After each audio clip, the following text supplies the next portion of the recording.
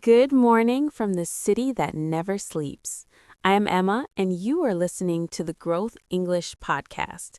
We are coming to you live from our high-tech studio in Midtown Manhattan. If I look out the window right now, I can see the sea of yellow taxis and thousands of people rushing toward their dreams under the morning sun. It is truly an incredible sight. It really is, Emma. Good morning, everyone. I'm Liam. It's a pleasure to be back in the studio. There's a certain electricity in the air today in New York, a sense of ambition, but also perhaps a little bit of hidden exhaustion. You're right, Liam, and that brings us to the heart of our show. For our new listeners, the Growth English podcast is designed with a dual purpose. We aren't just here to teach you grammar or vocabulary. We're here to help you grow as a person while you master the English language. Exactly. We believe that the best way to learn English is by engaging with topics that actually matter to your life. When you listen to us, you are doing two things at once. You are sharpening your listening skills and expanding your professional vocabulary, but you are also gaining psychological tools to become a better, stronger version of yourself. It's about immersion. Instead of memorizing boring lists, you are immersing yourself in a real, meaningful conversation. Today, we are tackling a topic that hits very close to home for many of us living in this fast-paced world: burnout recovery. We'll be discussing the scientific steps to heal your mind after you've pushed yourself too hard. We'll look at why just resting isn't enough and how you can scientifically recharge your brain's battery.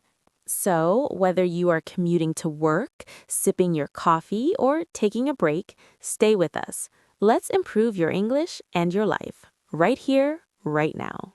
Liam, to be honest, looking at all those people rushing outside, I think we need this episode more than ever. I couldn't agree more, Emma. Let's dive in. I'm looking at the window, and sometimes I just stand here and watch the traffic on Fifth Avenue. Thousands of people, thousands of goals, everyone running somewhere. It's the energy of New York, but lately I've been feeling like I'm hitting an invisible wall. That is a very powerful image, Emma. Actually, New York is the capital of that invisible wall. We call it the hustle culture. People here wear their busyness like a badge of honor, but to be honest, it often leads to a very dark place. Well, that is why I wanted to dive deep into this today. Lately, I've been feeling more than just tired.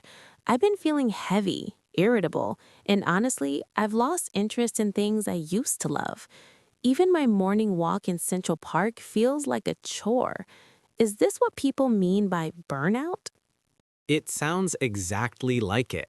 To be honest, many people mistake burnout for laziness or just a bad week.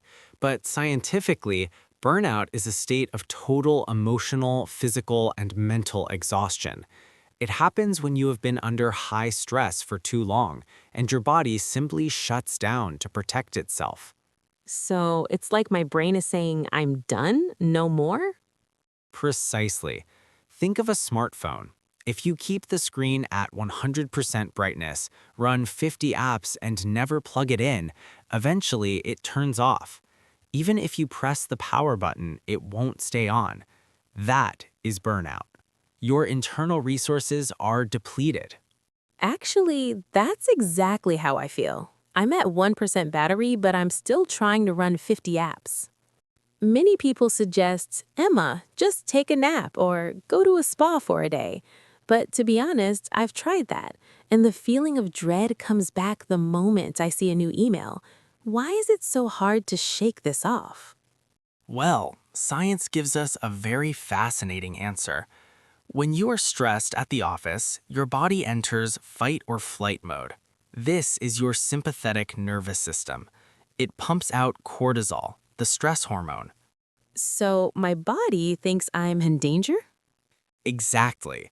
Your brain doesn't know the difference between a mean comment from your boss and being chased by a lion in the jungle. To your brain, the lion is that notification on your phone. The problem is, in the jungle, the chase ends. You either escape or you don't. But in Manhattan, the chase never ends. The notifications keep coming. So my cortisol stays high all day and all night? Yes, and that is why just resting doesn't work. To recover, you must complete the stress cycle. Your body needs a physical signal that the lion is gone and you are safe. Complete the stress cycle. How do I do that when I'm stuck in a subway or at a desk? Physical movement is the fastest way. When animals escape a predator, they shake, they run, they breathe hard. As humans, we need to do the same. A 20-minute brisk walk, a dance session in your living room, or even just deep, heavy breathing.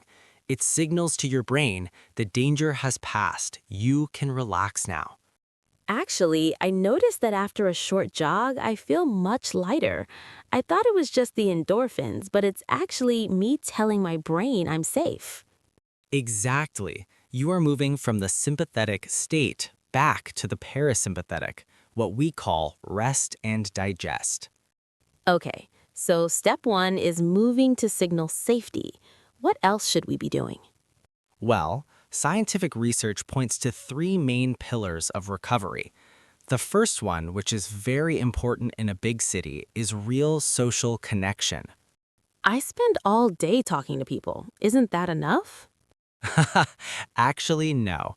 To be honest, professional talking is often draining.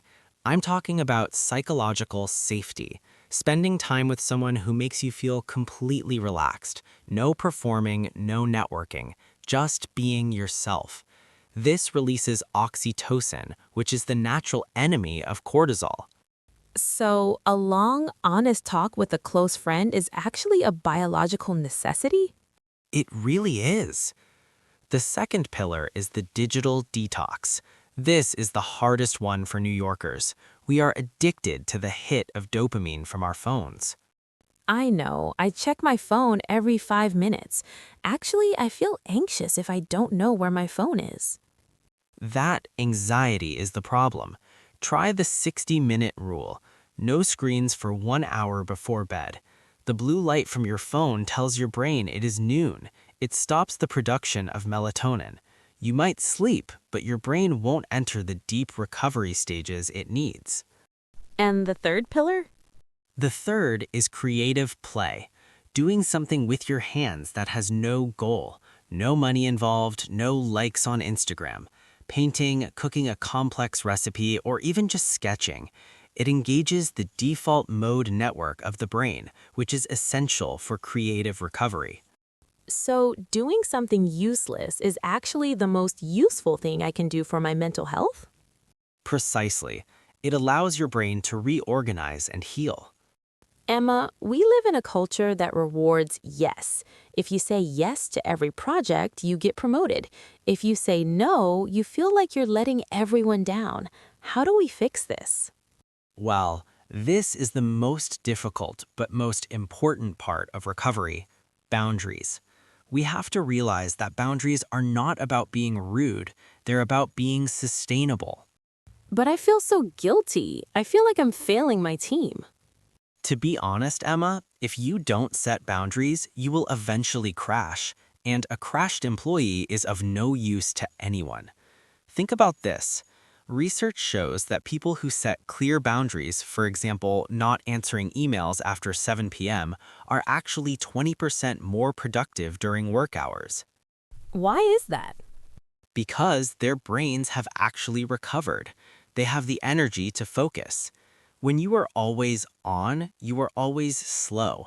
Learning to say, I can't take that on right now, but I can look at it on Monday, is a professional superpower. No is a complete sentence. I think I need to write that on my mirror. You should. It's the most important word in your recovery toolkit. I think many of us see rest as something we earn after we work hard, like a prize. Well, actually, we need to flip that mindset. Think of professional athletes. Do they view recovery as a prize? No, they view it as a requirement. If a player for the New York Knicks didn't rest between games, they would be injured in a week. So we should treat our brains like we're professional mental athletes. Exactly.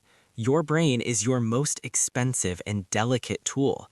If you don't maintain it, it will break. Recovery is not a reward for working hard. It is the foundation that allows you to work at all. That changes everything. To be honest, I feel a lot less guilty now. I'm not being lazy, I'm maintaining my equipment. You're human, Emma. Biological systems need cycles. High intensity needs high recovery.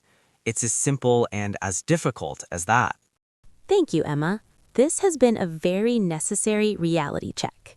That was such an eye-opening conversation in part 1. I feel like I've learned so much about my own brain. But now, for our listeners who are here to sharpen their English, it's time for our favorite segment, the vocabulary deep dive. This is my favorite part too, Emma. Learning English isn't just about knowing the dictionary definition.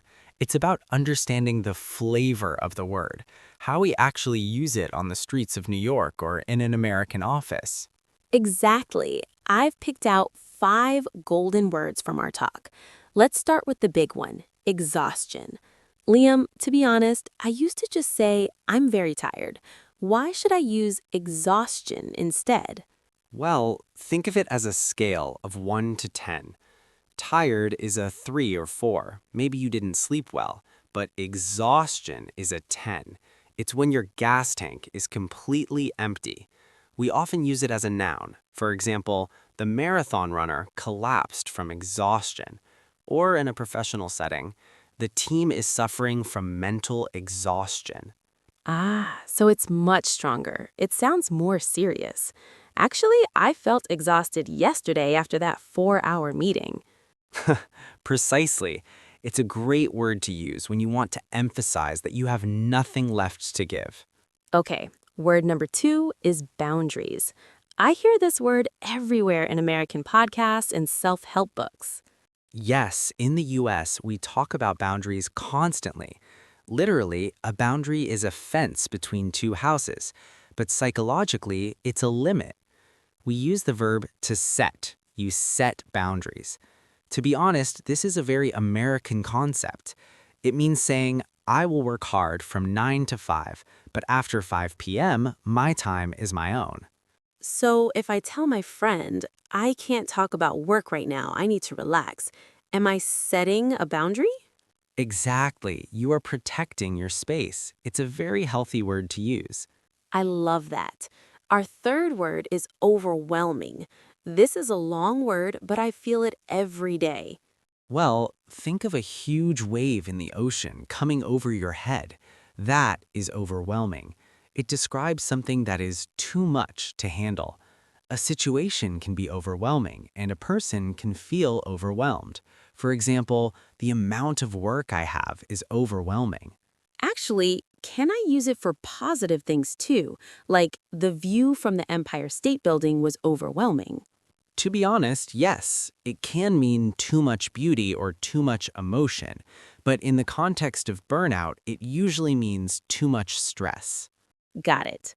Now let's talk about detox. I usually think of people drinking green juice and eating only kale for a week. That is the physical version, but in our conversation, we used it for the digital detox. A detox is the process of removing toxic or harmful substances from your life. When you do a detox, you are taking a break from something addictive. We say to go on a digital detox. It means no Instagram, no TikTok, no emails. So it's like a vacation for your brain. Exactly. It's about clearing the noise so you can hear your own thoughts again. And our final golden word is recovery. This sounds like something that happens in a hospital. Well, it does, but recovery is also a life skill. It's the process of returning to a normal state of health or strength. The important thing for our learners to know is that recovery is an active process. You don't just wait for recovery, you focus on recovery. We often say the road to recovery. For example, after a month of burnout, she is finally on the road to recovery. I love that image, a road. It means it takes time, step by step. Precisely, it's a journey, not a switch you just flip on and off. These 5 words, exhaustion, boundaries, overwhelming, detox, and recovery, really tell the whole story of today's episode. They do, and if you use these words in your next English conversation, you will sound very natural and sophisticated. Thank you, Liam. I'm going to go set some boundaries with my phone right now and maybe start my digital detox. Good luck, Emma. It's the best investment you can make. As we sit here in the studio, surrounded by the constant movement of New York, I want to leave our listeners with a final thought. We often treat our lives like a race. We think that if we stop, even for a moment, we will lose. That is exactly how it feels. It's like being on a treadmill that never stops. But science and philosophy tell us something different. Your brain is not a machine. It is a living biological system. In nature, everything has a season of growth and a season of rest. Even the trees in Central Park need the winter to survive the spring. Recovery is not giving up. It is the highest form of self-respect. That is so beautiful, Liam. I've been taking notes, and if I can summarize what I've learned today for our listeners, burnout isn't just about being tired. It's a deep exhaustion that needs a real plan to fix. Exactly. And what are the key steps we discussed? Well, first, we need to complete the stress cycle through movement. Second, we need to set boundaries, saying no to protect our energy. And third, we need to disconnect from our phones and connect with real people or creative play. Perfect summary, Emma. Remember, your productivity does not define your value as a human being. You are allowed to be quiet. You are allowed to rest. You are allowed to simply be. Thank you, Liam. This episode has been a gift to me, and I hope it is a gift to everyone listening. To our audience, what is one small thing you will do for your recovery today? Maybe you'll leave your phone in another room for an hour, or take a quiet walk without music. Whatever it is, start small. The road to recovery begins with a single quiet step. Thank you for joining us on the Growth English podcast. Keep learning, keep growing, and most importantly, keep taking care of yourselves.